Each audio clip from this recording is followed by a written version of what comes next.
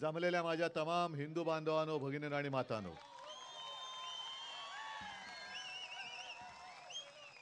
बऱ्याच दिवसांनंतर उरणमध्ये आलेलो आहे. गेल्या वेळेला आलो होतो तेव्हा विधानसभेची निवडणूक होती आणि विधानसभा निवडणुकीत काय झालं तुम्हाला माहिती आहे. आज उघडपणाने बोलतो, गेल्या वेळेच्या विधानसभेच्या निवडणुकीत भारतीय जनता पक्षाने आपल्याबरोबर अधिकृत गद्दारी केली होती. केली होती ना. आणि आता ही गद्दारी देशात सगळ्यांशी करायला लागलेले आहेत. नाही, भोकं पडलीच आहेत. पाणी भरले की कळेल कसं कुठून कुठून बाहेर पडतं ते.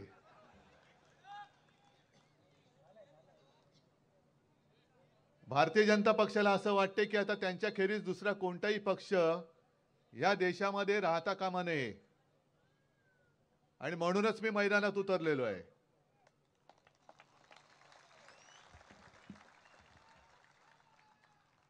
आणि मी त्यांना आव्हान देतोय, तुम्ही जो काय एक उपराटा निर्णय तुमच्या लवादाच्या माध्यमातून दिलेला आहात, मी जवळपास प्रत्येक सभेत आव्हान देतोय की मी जनतेमध्ये आलेलो आहे, तुम्ही जनतेत येऊन उभं राहायचं आणि सांगायची शिवसेना कोणाची.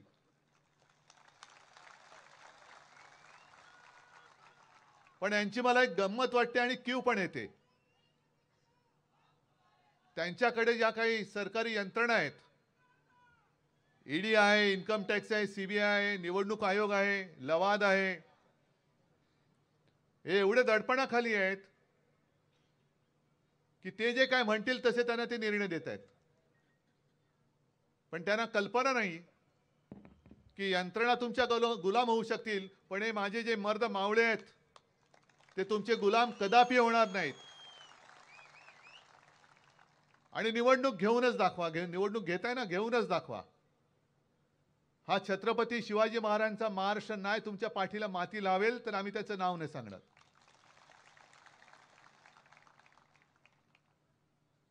ही अशी वृत्ती आणि ह्या वृत्तीची माणसं, मी सुद्धा राजकारण बघत बघत लहानाचं मोठा झालेलो आहे.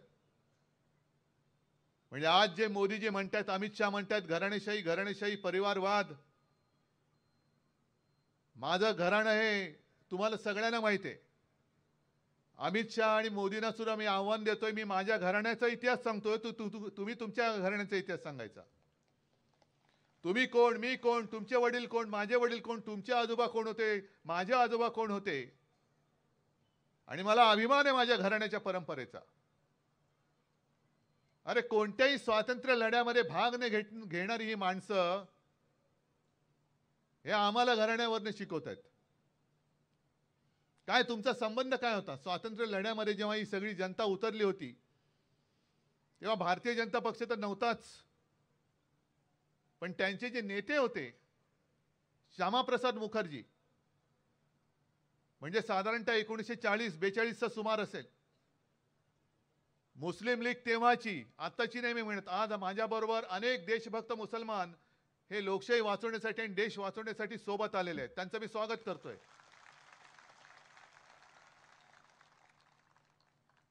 मी इथे काँग्रेसचा प्रचारक म्हणून आलेलो नाही, पण सत्य तुम्हाला सांगायला आलोय. 1942ला जी महात्मा गांधीजींनी चले जाओ चळवळ सुरू केली होती, आपण आपल्या आघाडीचं नाव जयंतराव इंडिया आघाडी ठेवली, देशभक्तांची आघाडी, इंडिया आघाडी. तर मोदीजींनी काय टीका केली? आम्हालाच सांगतात चले जाओ. अहो मोदीजी, तुमचा पक्ष चले जाओच्या वेळेला जन्माला नव्हता आला आणि तुमचा जनसंघ जो 50-52 साली जन्माला आला त्याचे जे संस्थापक होते श्यामाप्रसाद मुखर्जी, त्यांनी बंगालमध्ये चले जाओ चळवळ कशी चिरडून टाकायला पाहिजे याच्यासाठी गव्हर्नरला पत्र लिहिलं होतं. म्हणजे हे तुमचे बाप झाले या विचाराचे आणि तुमच्याकडनं आम्ही देशभक्ती शिकायची. स्वातंत्र्य लढ्यात उतरलेली काँग्रेस नको म्हणून श्यामाप्रसाद मुखर्जींनी त्यावेळेच्या मुस्लिम लीग बरोबर 11 महिने सरकारमध्ये राहिले होते. ते अर्थमंत्री त्या सरकारमध्ये होते आणि तुमच्याकडनं आम्ही हिंदुत्व शिकायचं. आधी तुमचा इतिहास काय तो सांगा. आमचं घराणं बाजूला ठेवा, पहिलं भाजपाचं घराणं काय ते सांगा. भाजपची वंशावळ पहिली सांगा. आहोत ना आज आम्ही शिवसेना हिंदुत्ववादी म्हणून आहेच. जयंतराव सोबत आहेत, मगाशी उल्काताई होत्या, काँग्रेस सोबत आहे, राष्ट्रवादी सोबत आहे. काल कपिल पाटील यांनी एक नवीन पक्ष म्हणजे नितीश कुमार तिकडे गेले. मी त्यांना विचारलं कपिल पाटलांना तेव्हा एक 8-15 दिवसापूर्वी महिन्याभरापूर्वी, कपिलजी तुमचं काय. ते म्हणाले ते गेले तर जाऊ द्या, पण मी तुमच्या सोबत आहे, कारण आम्ही देशप्रेमी आहोत, आम्ही देशभक्त आहोत. मग आम्ही एकत्र आल्यानंतर आम्हाला सांगतात की शिवसेना काँग्रेस बरोबर गेली. मग शिवसेनेने हिंदुत्व सोडलं काय. मग मला भाजपला विचारायचंय की काल परवाकडे जे आमच्यासोबत मांडीला मांडी लावून बसणारे नितीश कुमार तुम्ही तुमच्यात घेतलेत, चांगलं चालणारं सरकार तुम्ही पाडलं, तुमच्याकडे हेच काळा घालण्याचे धंदे तुमचे जास्त चालत आहेत. नितीश कुमार बोलले होते संघमुक्त भारत. मग नितीश कुमार काय हिंदुत्ववादी आहेत. विशेष कायदा करा आणि राम मंदिर करा हे जेव्हा मी बोलत होतो तेव्हा नितीश कुमार काय आम्हाला पाठिंबा देत होते. बरं ते जाऊ द्या, आज आम्ही एकत्र सगळे जमलेलो आहोत. बघा इकडे किती लोक जमलेली आहेत. आणि माझं तर संपूर्ण देशातल्या प्रत्येक नागरिकाला विनंती आहे, आवाहन आहे की तुम्ही असाल कोणत्याही धर्माचे, तुम्ही असाल कोणत्याही जातीचे, पण आज वेळ अशी आलेली आहे की जात पात धर्म बाजूला ठेवून देश हाच माझा धर्म आणि देश वाचवणं हाच माझा धर्म म्हणून तमाम देशभक्तांनी एकत्र येण्याची आज गरज आहे. आणि अशीच वेळ तेव्हा आली होती 77 साली. निदान त्यावेळेला इंदिरा गांधींनी उघड उघड आणीबाणी पुकारली होती. आणि त्या आणीबाणीच्या काळामध्ये सुरुवातीला शिवसेनेने पाठिंबा जरूर दिला होता, पण आणीबाणीच्या काळात जे काही अत्याचार झाले, विरोधी पक्षाच्या नेत्यांना ज्या पद्धतीने तुरुंगात डांबलं, त्याला शिवसेनेने विरोध केला होता. मग इंदिरा गांधी नको, हुकुमशहा नको म्हणून जे काय सगळे आले होते आणि त्याच्यामध्ये हे वाहत्या गंगेत हात धुणारे भाजपवाले जनसंघ होता ते सुद्धा सामील झाले होते, समाजवादी सुद्धा होते. मग काय हो भाजपवाल्यानो, तेव्हा तुम्ही जो काही जनता पक्ष स्थापन केला होता तो काय सगळा हिंदुत्ववादी विचाराचा होता. सगळे काय हिंदू धार्जिणे पक्ष तुमच्या जनता पक्षात होते नव्हते ना. तुम्हाला देश वाचवायचा म्हणून तुम्ही त्या जयप्रकाश नारायणनी जे एक पुढाकार घेतला होता त्या जनता पक्षात तुम्ही गेला होता. मग आज सुद्धा आम्ही तुमची हुकुमशाही नको म्हणून बाकीचे पक्ष देशभक्त पक्ष जर एकत्र आलो तर तुमच्या पोटात का मुरडा येतो. केवळ तुम्ही म्हणजेच देशभक्त, भाजप म्हणजेच देशभक्त, आणि जो भाजपच्या बाहेरचा आहे तो देशद्रोही अजिबात चालणार नाही. असं होऊ शकत नाही आणि होऊ देणार नाही. आज आमच्या तुम्ही साध्या साध्या कार्यकर्त्याला जुन्या जुन्या केसेस, अरे कसल्या केसेस, काय बलात्काराच्या केसेस आहेत, दरोड्याच्या केसेस आहेत, आंदोलनाच्या केसेस काढता आणि त्याच्या मागे पोलीस कारवाई लावता. मी पोलिसांना सुद्धा सांगू इच्छितो की हे सगळं तुम्हाला माहिती आहे. आज सरकार असतं उद्या नसतं आणि यांचं सरकार तर नक्कीच नसणार आहे.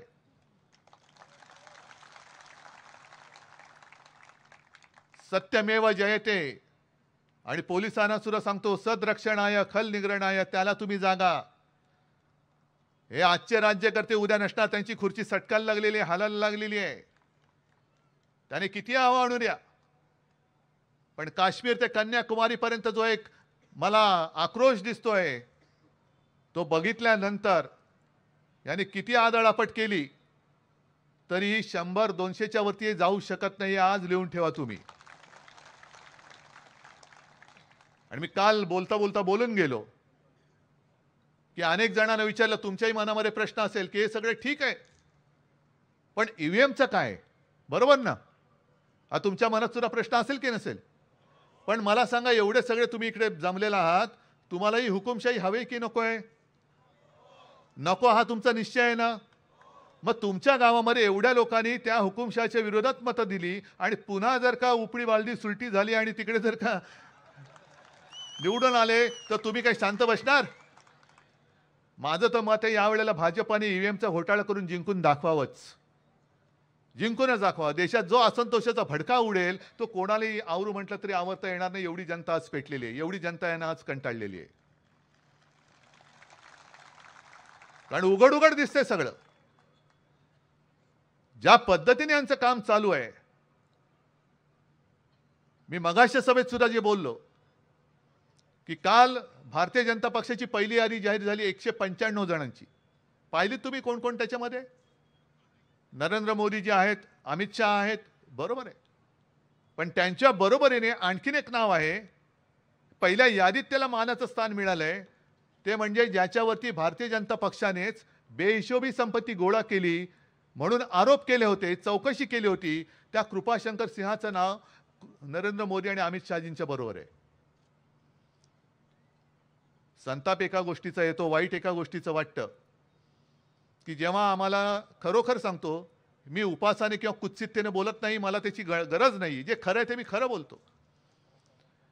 जेव्हा आम्हाला नरेंद्र मोदीजींचं नाव माहिती नव्हतं, अमित भाई शहा यांचं नाव माहिती नव्हतं, अगदी 88-89 सालचा तो काळ असेल, 87 साली या देशातली पहिली पोटनिवडणूक पार्ल्याची हिंदुत्वाच्या आधारावरती शिवसेनेने जिंकून दाखवली. आणि नंतर प्रमोद महाजन आले, गोपीनाथ मुंडे आले आणि आपण एक हिंदुत्ववादी मतांमध्ये फाटाफूट नको म्हणून आपण युती केली. तेव्हा मोदी शहा ही नावं माहीत नव्हती. पण महाजन आणि मुंडेंनंतर आणखीन एक नाव जे मला कळलं होतं आणि आपल्या सगळ्यांना माहिती होतं, ते नितीन गडकरींचं नाव. हे इथल्या त्या गद्दार जो आमदार गेल्या वेळेला निवडून दिला, भारतीय जनता पक्षाने उघड गद्दारी करून दिली, त्याला म्हणा जा विचार नितीन गडकरींना. आणि ज्या नितीन गडकरींनी आपल्या युतीच्या काळामध्ये अप्रतिम काम केलं, मुंबई पुणे रस्ता केला, आणि धडाकेबाज माणूस, निष्ठावंत, संघाचा निष्ठावंत, भाजपचा निष्ठावंत. अन्याय झाला तरी चालेल पण मी पक्षशिस्त मोडणार नाही. तुम्ही कृपाशंकर सिंहाचं नाव मोदीजींच्या बरोबरीने पहिल्या यादीत देता, पण आमच्या महाराष्ट्राच्या नितीन गडकरींचं नाव, जे तुमचे अध्यक्ष होते, त्यांचं नाव तुम्ही देत नाही. अरे काहीतरी मान पान सन्मान ठेवा. एवढे वर्ष तो माणूस झटलाय. आणि म्हणून मी जे प्रत्येक सभेत सांगतो ते आता दिसायला लागलेलं आहे की भारतीय जनता पक्षाच्या कार्यकर्त्यांनो, RSSच्या कार्यकर्त्यांनो, खास करून RSSच्या कार्यकर्त्यांना मला सांगायचं आहे की तुम्हाला आता 25 साली 100 वर्ष होतील. अनेक 2-3 पिढ्या तुम्ही याच क्षणाची वाट बघण्यासाठी आतुरलेले होतात आणि अक्षरशः कुटुंबावरती, घरावरती निखारे ठेवून तुम्ही पक्ष वाढवला होतात. म्हणजे मला आठवते, मी मुद्दामून नाव घेत नाही कारण ती व्यक्ती कदाचित बोलेल, ती व्यक्ती आहे, संघाची आहे, कार्यकर्ती. पण 5-7 वर्षापूर्वी एक राज्य त्यांनी जिंकलं भारतीय जनता पक्षाने, त्याच्यानंतर परत हारले. आणि तेव्हा ते नाव सगळ्यांसमोर आलं होतं की यांनी तिकडे जाऊन मेहनत केली. आणि त्यांचं नाव आल्यानंतर मला आश्चर्य वाटलं की हा मुंबईत राहणारा माणूस. मग मी त्यांना बोलवलं घरी आणि त्यांना विचारलं. ते म्हणाले, उद्धवजी काय सांगायचं, आम्ही संघाचे कार्यकर्ते, जिथे जाऊन काम करा सांगा म्हटलं की तिकडे जाऊन आम्ही काम करतो, घरदार कुटुंब बाजूला ठेवतो. आणि या राज्यात म्हणे आम्ही जेव्हा काम करायला सुरुवात केली, लोकांमध्ये जेव्हा फिरायचो आणि लोकांना जेव्हा कळायचं की हा संघाचा कार्यकर्ता आहे, अक्षरशः एखाद्या वेड लागलेल्या कुत्र्याच्या मागे लावत तशी लोक आम्हाला मारायला धावायची. तरी देखील आम्ही तिकडे थांबलो, पाय रोवून उभे राहिलो आणि आज तिकडे आम्ही जिंकलो.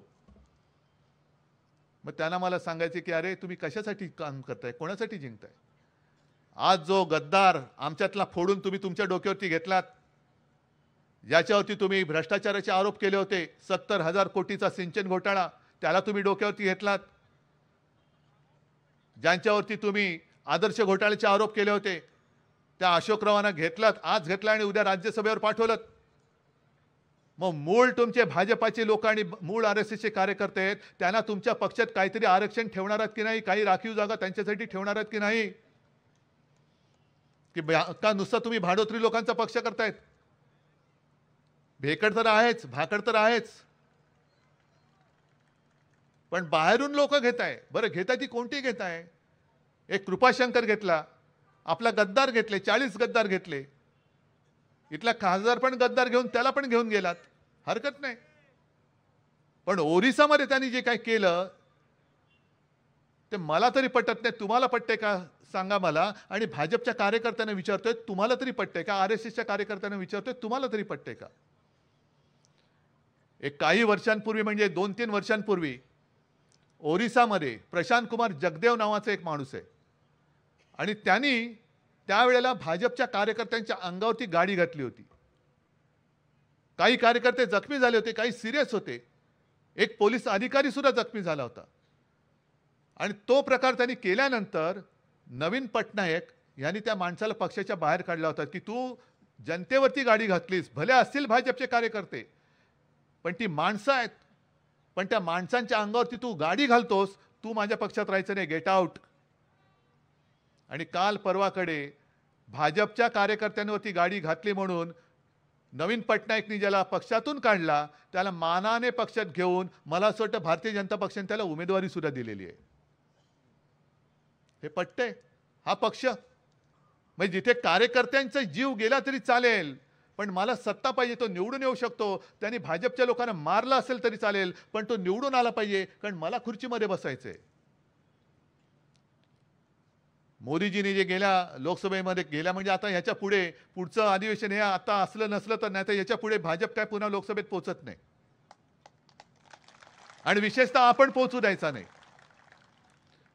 एक पंतप्रधान म्हणून त्यांनी भाषण करायला पाहिजे होतं की 10 वर्ष मला तुमच्या आशीर्वादाने जी भोगायला मिळाली कोणाच्याही नशिबात नव्हतं. अनेक दिवसानंतर एका पक्षाचं सरकार या देशामध्ये आलं हे मोठं कौतुक आहे. पण संधी प्रत्येकाला मिळते. मिळालेल्या संधीचं सोनं करायचं का माती करायची हे ज्याचं त्यांनी ठरवायचं असतं. खरं मोदीजींनी 10 वर्षामध्ये काय केलं, जसं आता संजोगजी तुम्ही सांगत होता की 10 वर्षामध्ये इथल्या खासदारांनी काय केलं, तसं मोदीजींनी सांगायला पाहिजे की 10 वर्षात मी काय केलं. 2014 साली ते बोलले होते ना दरवर्षी 2 कोटी लोकांना रोजगार मिळेल. मग 10 वर्ष मोजल्यानंतर 10 गुणिले 2 किती लोकांना मिळालं पाहिजे होत्या नोकऱ्या? 20 कोटी मिळाल्या. इथल्या गावात कोणाला तरी रोजगार मिळालाय पंतप्रधानांमुळे? घरकुल योजना तुमच्यापैकी कोणाला तरी प्रधानमंत्री आवास योजनेमध्ये घर मिळाले? उलट माझ्या फोनमध्ये एक मी व्हिडिओ मुद्दामून ठेवलाय. बंगालमधल्या एका बाईचा तो व्हिडिओ गेल्या वर्षीचा आहे. लक्ष्मीबाई तिचं नाव, गरीब बाई, साधी झोपडीमध्ये राहणारी. त्या चॅनलच्या प्रतिनिधी बाई त्या तिच्या घरी गेल्या आणि त्यांनी जाताना सांगितलं की अखबार में एक जो फोटो आहे, जाहिरात आलेली आहे, त्या फोटोमधल्या ज्या बाई आहेत ज्यांना प्रधानमंत्री आवास योजनेत घर मिळाले आणि यांच्यासारख्या 24 लाख जणींना घर मिळाले असं जाहिरात सांगते, तर ह्या बाई कोण आहेत, त्यांना घर मिळाले की नाही याचा आपण शोध घेऊया. मग त्या बाईच्या घरात जातात. मग त्या बाईंना त्यांनी विचारले की आपका नाम लक्ष्मीबाई है? हाँ मेरा नाम लक्ष्मीबाई है. तो ये आपका घर है? तो नहीं ये तो किराए का घर है. तो आपका फोटो आया है? हाँ कुछ लोगों ने मुझे कहा, सुबह मैं उठ गई तो किसी ने कहा कि मेरा फोटो आया है अखबार में. तो फिर ये फोटो कहाँ लिया? और पता नहीं कब लिया, कैसे लिया फोटो, मुझे तो मालूम नहीं. तो लेकिन आपको तो प्रधानमंत्री आवास योजना में घर मिला है. तो काहे का घर? ये देखो ये मेरा किराए का घर है, आप देख रही है, 500 रुपया हर महीना मैं किराया दे रही हूँ. लेकिन आपके साथ 24 लाख लोगों नहीं, मालूम नहीं, मेरे को तो नहीं मिला. आपण काय म्हणतो, समजा तुमच्या पेपरमध्ये तुम्ही बघाल जाहिरात आणि अशी व्यक्ती शोधतात की तुम्हाला किती शोधलं तर ते सापडूच शकत नाही. शोधा शोधा म्हणजे सापडेल. अशा अनेक गोष्टी आहेत. पण आपल्याला मी नेहमी सांगतो की सरकारवरती आपला विश्वास नसला तरी सरकारी जाहिरातीवरती आपला विश्वास थोडासा असतो. आणि मग आपण विचार काय करतो की अरे प्रधानमंत्र्यांचा फोटो आहे आणि त्या व्यक्तीचा फोटो आहे ना, गरीब बाई दिसते, गरीब बाई खोटं कशाला बोलेल? जर हिला घर मिळालं असेल, आपल्याला नाही मिळालं, पण निदान घर मिळायला सुरुवात तर झाली. पण घर मिळायला सुरुवातच नाही झाली तर तुम्हाला घर मिळणार कसं? आणि 10 वर्षामध्ये त्यांनी काही काही मी म्हटलं ना मगाच्या सभेत सुद्धा म्हटलं की काही गोष्टींची नावं बदलून टाकलेली आहेत. मग ते दीनदयाळ उपाध्याय दिलेलं आहे, श्यामाप्रसाद मुखर्जींचं दिलेलं आहे. जुन्या योजना परत नव्याने नाव त्याचं बारसं करून तुमच्या समोर आणलेलं आहेत. गावाची नावं बदलली आहेत, रेल्वे स्टेशनची बदलली आहेत. तसंच त्यांनी आणखीन एक शब्द बदललेला आहे, तो म्हणजे जुमला जो होता, ज्याला आपण जुमला म्हणायचो, थाप, त्याला त्यांनी नाव दिले आता मोदी गॅरंटी. मोदी गॅरंटी. मोदी गॅरंटीचा अर्थ काय? आपको रोज नोकरी मिळेल त्याची गॅरंटी नाही, शेतकऱ्याला हमी मिळेल त्याची गॅरंटी नाही, पण तुम्ही किती पैसे खा, तुम्ही किती भ्रष्टाचार करा, आणि भाजपात या, आपका बाल भी बाका नहीं होगा, ये मेरी मेरी गारंटी है. इसको मोदी गॅरंटी कहते हैं. जी कृपाशंकरला मिळाली, अशोक चव्हाणांना मिळाली, आमच्या मिंद्याला मिळाली आणि अजितदादांना मिळाली. आरोप करणारे हेच, चौकशा करणारे हेच, क्लीन चिट देणारे सुद्धा हेच. म्हणजे क्रिकेटच्या मॅचमध्ये बॉलिंग टाकणारे हेच, बॅटिंग करणारे हेच, कॅच पकडणारे हेच, अपील करणारे हेच आणि आउट देणारे पण हेच. आणि जिंकलो की नाही? अरे कसला जिंकलास? अजून साध्या मुंबई महापालिकेच्या निवडणुका घेण्याची तुमच्यात हिंमत नाहीये आणि तुम्ही देश जिंकायला निघालात. 2 वर्ष झाली मुंबई महापालिकेमध्ये लोकप्रतिनिधीच नाहीयेत. सगळेच्या सगळे जे काय निर्णय चाललेला आहे, सगळा जो काय कारभार चाललेला आहे तो प्रशासकाच्या माध्यमातून चाललेला आहे. आणि त्याच्यामध्ये सुद्धा जो काय घोटाळा कसले घोटाळे, यांचे घोटाळे 1.5 वर्षाचे आम्ही काढले, त्यांची तोंडात बूज बसले. रस्त्याचे टेंडर काढले, त्याच्या भानगडी बाहेर काढले होते रिटेंडर. म्हणजे मला सांगायला सुद्धा लाज वाटते की ते सॅनिटरी पॅडची मशीन्स, त्याच्यामध्ये सुद्धा घोटाळे. मी किती तुम्ही खाल, किती घोटाळे कराल आणि आमच्यावरती बोटं दाखवता हे घोटाळेबाज म्हणून. जे काँग्रेसने 60 वर्षात नाही केलं ते आम्ही 10 वर्षात करून दाखवलं. ही एकच गोष्ट फक्त मोदीजी खरं बोललेत. एकच गोष्ट. आणि ती कोणती गोष्ट? की गेल्या आठवड्यामध्ये एक सुप्रीम कोर्टाने निकाल दिला. कारण मला वाटतं प्रशांत भूषण सुप्रीम कोर्टात गेले होते निवडणूक रोख्यांच्याबद्दल. त्यांनी सांगितले निवडणूक रोखे आहेत, त्याच्या माध्यमातून जे पैसे मिळतात राजकीय पक्षाला, हे पैसे कोणाकडून आले हे लोकांना कळलं पाहिजे. ह्या कंपन्या कोण आहेत? कारण काँग्रेसचे जे जयराम रमेश आहेत त्यांनी एक आरोप केला आहे की ह्या त्या कंपन्या आहेत, हे ते उद्योगपती आहेत ज्यांच्यावरती धाडी टाकल्या गेल्या आणि पैसे दिल्यानंतर चौकशी बंद करण्यात आली. ज्यांनी पैसे दिले नाहीत त्यांच्यावरती कारवाई केली गेली. म्हणजे तुम्ही जुलूम जबरदस्तीने दमदाट्या करून धाडी टाकून पैसे गोळा करतात. आणि काँग्रेसने देशाला लुटलं. जो काय अकाउंट म्हणून जाहीर झालेला आहे, भारतीय जनता पक्षाच्या खात्यात किती पैसे आहेत? 6-7 हजार कोटी रुपये. आणि काँग्रेसच्या खात्यात किती आहेत? 700 का 800 कोटी रुपये. मग कोणी कोणाला लुटले? देशाला कोणी लुटलं? भाजपने लुटलं ना, का काँग्रेसने लुटलं? भाजपने लुटलेलं आहे. आणि एकच गोष्ट अशी आहे की 10-70 वर्षामध्ये काँग्रेस त्याच्या खात्यामध्ये 8,000 कोटी नाही जमू शकले, पण भाजपाने 10 वर्षामधल्या 4-5 वर्षामध्ये 7-8 हजार कोटी रुपये जमवून दाखवले, करून दाखवलं. हा तुमचा पैसा आहे, करदात्याचा पैसा आहे. निवडणूक रोख्याच्या माध्यमातून ज्या मोठमोठ्या कंपन्या त्यांच्यावरती धाडी टाकून दमदाट्या करून तुम्ही पैसे गोळा केले आणि सुप्रीम कोर्टाने त्यांना सांगितले की मार्चपर्यंत ही नावं जाहीर करा. मी आता येताना फोनमध्ये ऑनलाईन बातम्या बघत होतो. स्टेट बँकेने सांगितलं की आम्हाला अजून मुदत द्या, 3 महिने मुदत द्या. म्हणजे स्टेट बँक पण ह्यांचीच दलाल. 3 महिने का? तर निवडणुकीच्या आधी भांडं फुटायला नको, पण निवडणुकीनंतर आम्ही तुमचं भांडं फोडणार होतो कारण सरकार आमचं असणार आहे. बरं, हे घोटाळ्याचं झालं, हे भ्रष्टाचाराचं झालं. महाराष्ट्रामध्ये जे काही वातावरण आहे, शेतकरी आहेत, कामगार आहेत, पण सगळ्यात धोकादायक जे मी तुम्हाला सांगतो की ही लढाई मी माझी नाही, ही लढाई मी तुमची लढतोय. तुमच्या भावी पिढ्यांची लढाई मी लढतोय.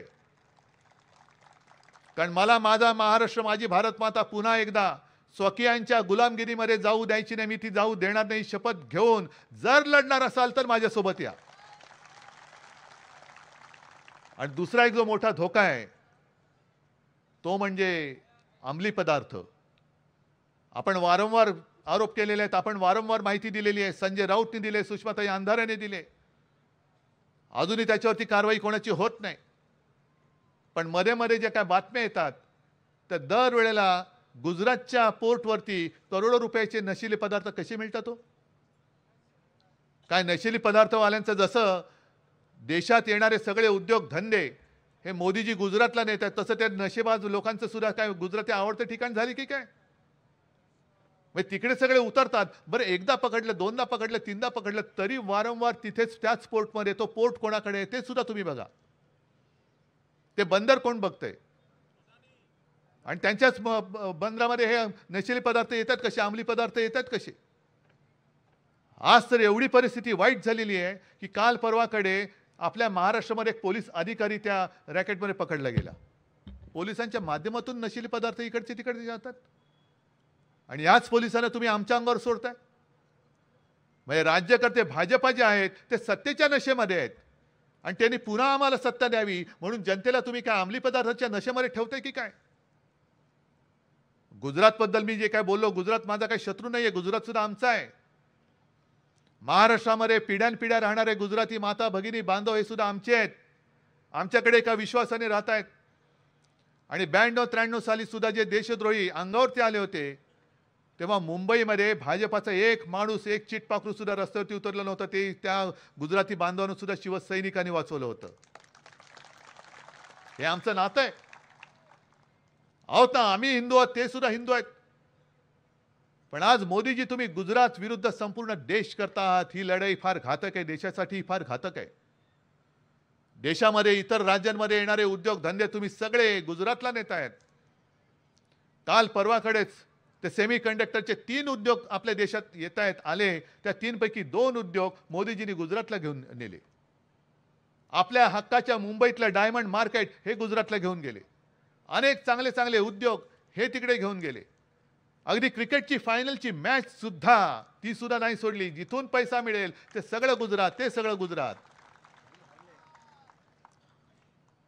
आणि अमित शहा तोंडवर करून जेव्हा बोलतात घराणेशाहीवरती, उद्धव ठाकरेने त्याच्या मुलाला मुख्यमंत्री करायचंय. बरं करायचंय मला, पण यांनी मतं दिली तर तो होईल ना. यांनी मतं दिली पाहिजेत. कारण महाराष्ट्राचं मुख्यमंत्री पद म्हणजे बीसीसीआयचं अध्यक्षपद नाहीये.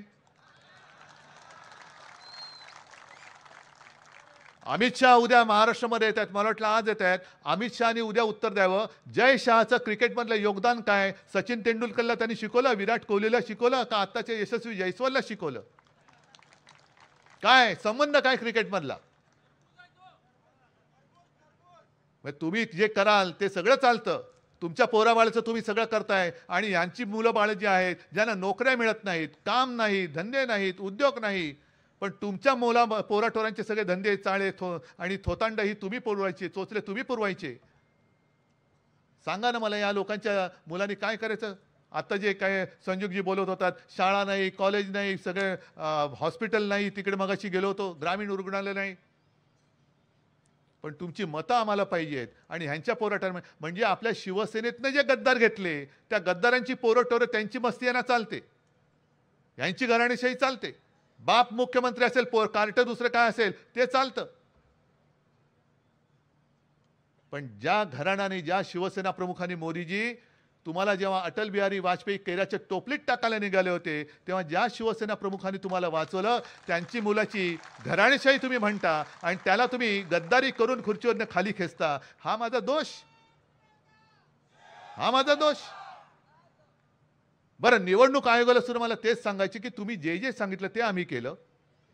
तुम्ही शपथपत्र मागितली ती दिली, सदस्याची पत्र मागितली ती आम्ही 19,40,000 दिली. 19,40,000 ती काय तुमच्या बुडाखाली घेऊन बसलात तुम्ही? हा, तुम्ही सरळ आमचं नाव आणि चिन्ह त्यांना देऊन टाकलं. चिन्ह देण्याचा अधिकार तुमचा असेल पण नाव देण्याचा अधिकार तुमचा नाही. ते नाव माझ्या वडिलांनी आणि माझ्या आजोबांनी दिलेलं शिवसेना, ते मी दुसऱ्या कोणाला देऊ शकत नाही, देणार नाही. अगदी निवडणूक आयुक्त सुद्धा जरी असला तरी त्याचा अधिकार तो मी मानत नाही. कारण तुझ्या आई वडिलांनी तुझं नाव ठेवलेलं मी जसं बदलू शकत नाही तसं माझ्या आई वडिलांनी माझ्या संघटनेचं ठेवलेलं नाव निवडणूक आयुक्त बदलू शकत नाही, शकणार नाही. आणि माझं तर म्हणणं आहे की आता होऊनच जाऊ दे. मैदानात उतरलेलोच आहे, होऊन जाऊ दे. आज निवडणूक नाही, काही नाही, काही नाही, तरी सुद्धा ही लोक इकडे जमलेत. अरे उद्धव ठाकरेकडे तुम्ही ठेवलेत काय? माझा पक्ष चोरलात, माझं चिन्ह चोरलात. तरी देखील जिथे जिथे जातो तिकडे हजारोच्या संख्येने जनता येते. हेच सांगतायत की खरी शिवसेना कोणाची. आणि सर्वोच्च न्यायालयामध्ये निकाल लागेल तेव्हा लागेल. कदाचित त्याच्या आधी निवडणुका येतील. मी तुमच्या दारामध्ये आलेलो आहे न्याय मागायला. न्याय द्यायचा की नाही मला हे तुम्ही ठरवायचं आहे. आणि हुकुमशाह पुन्हा आपल्या देशाच्या बोकांडी बसवायचा आहे की नाही हे तुम्ही ठरवायचं आहे. झालं 25-30 वर्ष आम्ही भारतीय जनता पक्षाची पालखी वाहिली, पण ती पालखी आम्ही हिंदुत्वासाठी आणि राष्ट्रीयत्वासाठी वाहिली. मोदीजी, तुम्ही जर म्हणतात घराणेशाही घराणेशाही, एकच व्यक्ती एकच घराणं पक्ष चालवतोय, मग मला सांगा तुमचा भाजपा खरोखर तुमचा नड्डा चालवतोय का तुम्ही चालवताय? संपूर्ण देशातले भाजपचे जे काही उमेदवार आहेत ते मोदीजी सांगतायत तेच होत आहेत की नाही? म्हणजे एक पक्ष म्हणजे मी मी मी ही एकाधिकारशाही हीच आम्हाला नको आहे. आणि माझ्या घराण्याची जी काही गोष्ट आहे ती माझं घराणं आणि जनता बघून घेईल.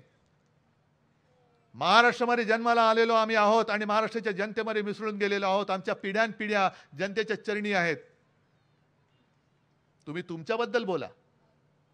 तुम्ही जर आमच्या घराण्याबद्दल बोलाल तर आम्हाला सुद्धा तुमच्या घराण्याबद्दल बोलावं लागेल, तुमच्या वाडवडिलांबद्दल बोलावं लागेल, तुमच्या मुलाबाळांबद्दल सुद्धा अमित शहाचं जसं बोललो तसं बोलावं लागेल. म्हणून ते सोडा आणि जनतेच्या मुलाबाळांबद्दल बोला. जनतेच्या मुलाबाळांबद्दल. आणि म्हणून तुम्हाला सगळ्यांना हात जोडून मी विनंती करायला आलेलो आहे की 25-30 वर्ष एका भ्रमामध्ये आपण त्यांची पालखी वाहिली, ही चूक झाली आपली.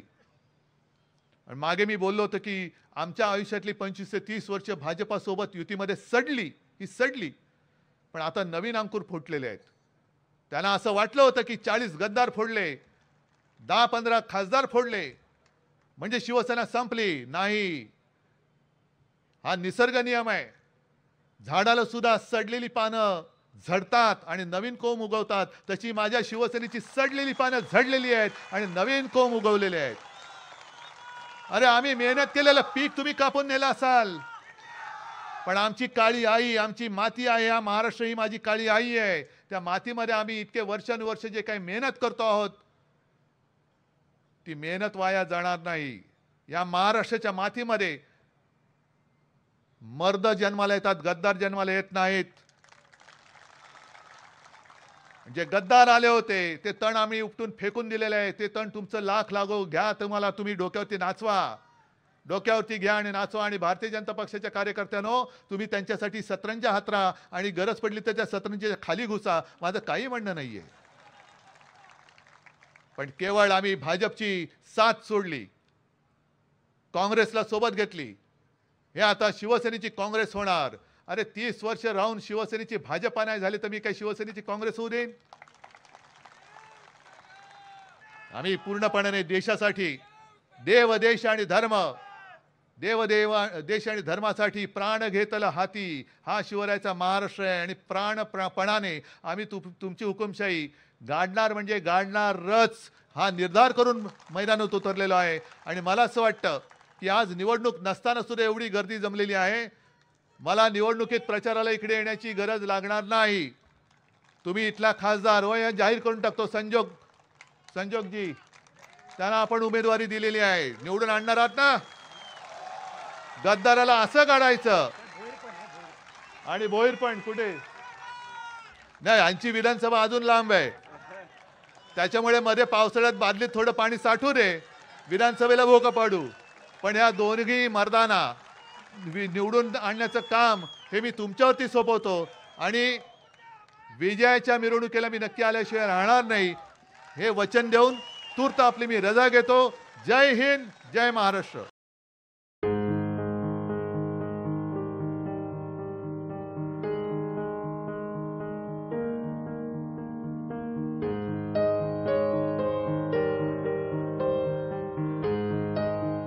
माहितीपूर्ण खात्रीशीर बातम्यांसाठी सबस्क्राईब करा अविरत वाटचाल न्यूज. नोटिफिकेशनसाठी बेल आयकॉनवर क्लिक करा. लाईक करा, कमेंट करा, शेअर करा. अविरत वाटचाल.